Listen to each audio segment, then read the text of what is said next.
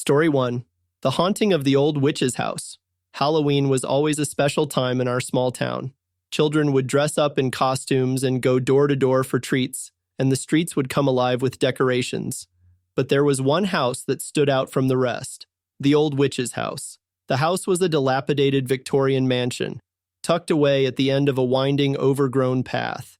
It had been abandoned for as long as anyone could remember, and it had earned a sinister reputation as the Witch's House, due to its eerie appearance and the rumors that surrounded it. As kids, we dared each other to approach the house on Halloween night, and some claimed to have seen strange lights and heard ghostly whispers emanating from its windows. But it was all just spooky stories to scare each other, or so we thought. One Halloween, my friends and I decided to take the dare and visit the Old Witch's House. Armed with flashlights and bravado, we made our way through the thick underbrush to reach the house. The air was thick with a musty, earthy smell, and the moon cast eerie shadows on the decaying facade. We cautiously entered the house, the creaking floorboards and the fluttering of bats overhead setting our nerves on edge. As we explored the dimly lit rooms, we stumbled upon a dusty old book in the corner. It was filled with cryptic symbols and handwritten notes in a language we couldn't decipher. Suddenly, we heard a sound from upstairs, a soft, eerie chanting that sent chills down our spines. We crept up the creaky stairs, the chanting growing louder with each step. When we reached the top, we found ourselves in a room filled with candles and pentagrams drawn on the floor. In the center of the room, a figure stood hunched over a cauldron, its back to us. It wore a tattered black robe and a pointed hat, just like the stereotypical image of a witch. The chanting reached a fever pitch, and the figure turned to face us. Its face was obscured by shadows, but its eyes glowed with an unnatural, malevolent light. We screamed and fled the house, our hearts pounding with terror. As we ran back through the woods, we heard the chanting growing fainter behind us, and a cold, bone-chilling wind seemed to pursue us. We never spoke of that night again, and the Old Witch's House became a place we avoided at all costs. But every Halloween, as the wind howled and the leaves rustled, we couldn't help but wonder if the old witch still roamed the house, waiting for unsuspecting visitors. Story 2. The Legend of the Pumpkin King. In our town, the legend of the Pumpkin King was whispered among the children like a dark secret. It was said that on Halloween night, the Pumpkin King would rise from the depths of the pumpkin patch, seeking to claim the souls of those who dared to enter his realm.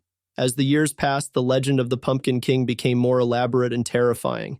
It was said that he wore a tattered cloak made from the skin of his victims, and that his face was a grotesque, grinning pumpkin with hollow eyes that glowed with an eerie light. One Halloween, a group of teenagers decided to put the legend to the test. They ventured into the pumpkin patch armed with flashlights and bravado. The moon was full that night, casting an eerie glow over the field of pumpkins. As they made their way deeper into the patch, the air grew cold and heavy with an otherworldly presence. They could hear whispers on the wind, faint and incomprehensible. The pumpkins seemed to come to life, their twisted faces leering at them from the vines. Suddenly, a figure emerged from the shadows, a tall, hulking figure with a tattered cloak and a pumpkin for a head. It was the Pumpkin King. The teenagers screamed and tried to run, but the vines of the pumpkins reached out and ensnared them, pulling them closer to the monstrous entity.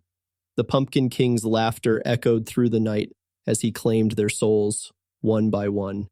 Their screams faded into the darkness, and the pumpkin patch fell silent once more. The legend of the Pumpkin King lived on, more terrifying than ever, and the children of the town learned to heed the warnings and stay far away from the cursed pumpkin patch on Halloween night. Story 3. The Haunting of Willowbrook Mansion. Willowbrook Mansion was a grand old estate on the outskirts of town, known for its lavish Halloween parties. The mansion had a dark history, with rumors of tragic deaths and ghostly apparitions. Still, its allure was too strong to resist, and every year the townsfolk eagerly awaited their invitation to the Halloween ball. One fateful Halloween, I received an invitation to the mansion's party. Excitement filled the air as I donned my costume, a masquerade mask that concealed my identity. The grand ballroom was decorated with black and orange, and eerie music played in the background. As the night went on, I noticed that the other guests seemed strangely lifelike. Their masks were intricate and detailed, but their movements were rigid and unnatural. They danced and chatted, their voices a discordant cacophony. Feeling a chill, I ventured into a dimly lit hallway, where I saw a portrait of a woman who resembled one of the masked guests. Her eyes seemed to follow me as I walked past. Curiosity getting the better of me, I asked one of the guests about the portrait. The guest looked at me with vacant eyes and said, "That's Lady Eleanor, the original mistress of Willowbrook Mansion.